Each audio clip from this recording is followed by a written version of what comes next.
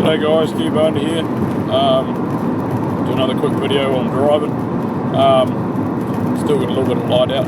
We had a bit of snow today actually, which was sort of out of the blue. It's not even winter yet. We had some snow overnight, but most of it got rained off by morning anyway. But had a few inches last night, which was kind of interesting. But so this video is just going to be on. Well, I was just thinking because I just filled up my car with petrol, or gas for you Americans, and I was slightly, I don't know, I was just thinking about it and I was like, that was sort of like the best feeling when you're a teenager and you just got your license in your car and like freedom was just basically a tank of fuel and you could just go, you know, a couple hundred k's, couple hundred miles, whatever, just do what you wanted. That was like the shit back in the day.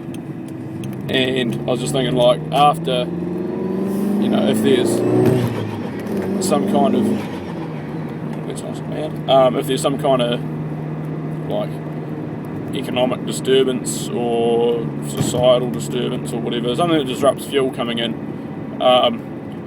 there's going to be a whole lot of people that aren't going to know what that freedom is anymore. Something that I think a lot of people take for granted. If you've got 40, 50 bucks, you can fill your car or your truck up and you can just drive around, and that's that. You know, you don't have to worry about it after that. Whereas, because it's just there. But as soon as that sort of gets disrupted, there's going to be a whole lot of angry people that can't go and do what they wanted to quite as easy.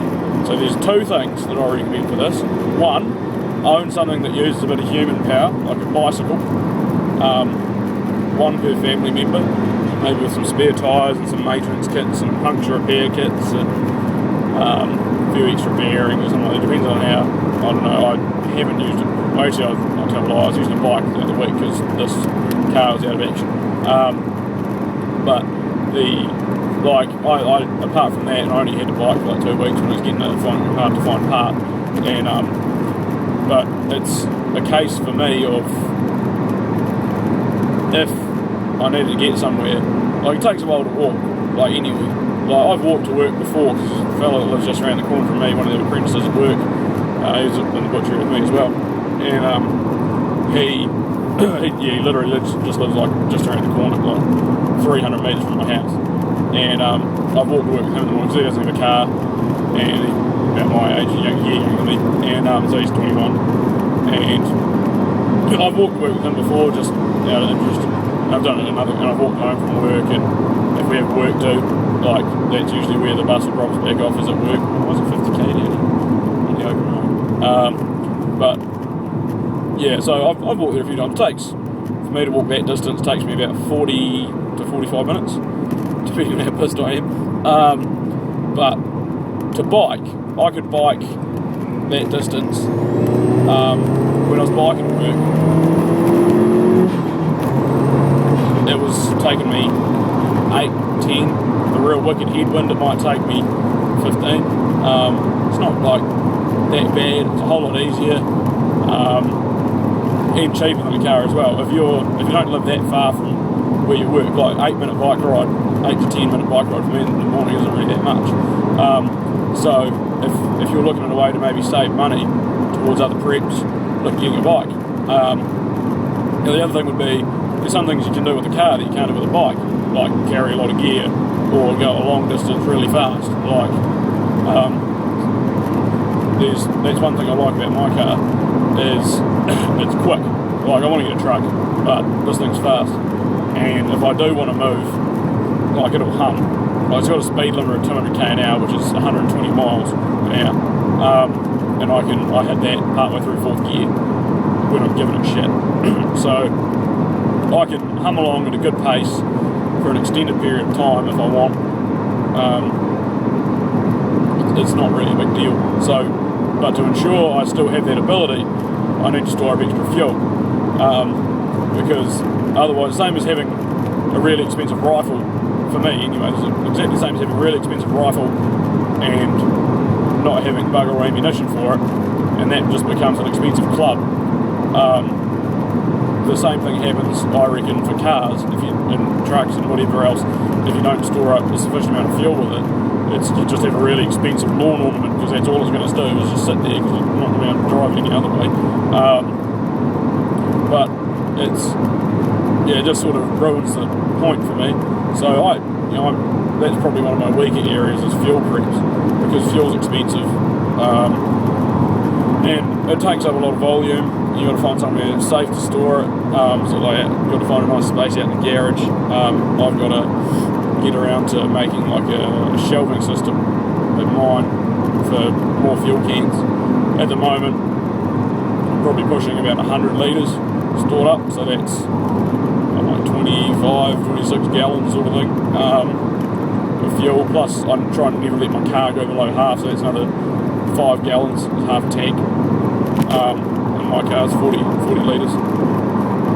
And it's just one of those things that I think's either underestimated or not looked at enough, or because I don't hear a lot of people talking about fuel creeps. I talked about one a while ago, but just sort of reiterating it, because if you need to travel 600 kilometres with as much gear as you can carry, because everyone can say, I've got my bug out bag, that's a good last resort, but if I wanted to leave because there's another earthquake and like Christchurch is absolutely bloody flattened, I'll be putting everything I could in my car, everything I could carry. I'd have my bag in there as well, my bug out bag or whatever, just in case something happened in the car or I needed to ditch it. But I'd be stuffing all of my possible possessions I could into my car to go, because like at the end of the day, that's my stuff. I've paid for it, I use it,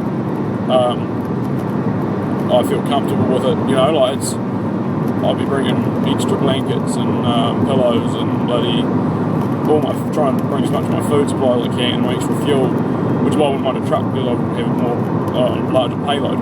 But it's one of those things I think is underlooked, is the amount of fuel you can have, and not even thinking about it in a volume stored amount. Like, you can't say, I've got 100 litres, that's heaps, because if you've got a big truck that has got shit fuel economy and you've got 100 litres, it's not going to be the same for someone who's got a relatively efficient car who's also got 100 litres. You want to work out how much distance you need to cover, as well as your mileage, but you've got to include the fact that probably in adverse conditions you'll be probably weighted down, and you might, if it's like a mass problem, like for the whole of like an area, you might have a lot of traffic waiting time, so you have lots of idling. So you've got to factor that sort of stuff in if you're trying to get somewhere. If you have waypoints, like if you have people on the outskirts of town, you might say, can I leave 40 litres of fuel at your house, and just have an agreement with them, like, if I leave this here, can, like, in return, if you really need it, you can have it, sort of thing. Like, if you really need it for like an emergency, you can use it as well. Like, I just organised with one of my buddies up in Picton, which is up north end of the South Island, to leave like a big duffel bag full of gear up at his house, just diversifying my equipment really. So worst case, if something bad happens, I'm not stuck up shit creek. Even if I lost everything I own, except for what I'm wearing at the time, I could rig my way up to Picton. It's about $30 on a bus, or I can hitchhike, or whatever, get my way up to Picton, and I'm going to have money, some food, an extra bag. It's not going to be as kitted out as like the stuff I've got down here, because I can't afford that kind of stuff at the moment anyway, and extra clothes, like a little bit of bush gear, mainly just clothes, because in the event that I'd have to go to Picton anyway, sort of thing, like on the way out of town, is probably the fact that I've lost my house and all my crap's in it, and it fell down, caught fire or whatever. So clothes. I don't want to be walking around to job interviews or whatever and wearing my bush gear. I would if I had to, but just something to think about. Is fuel storage, mainly not on a volume basis but on a distance basis of how much you're going to need to get where you're going to go. But hopefully this is slightly insightful, makes you think a little bit about what you need. and you guys have a good day, and I'll catch you later.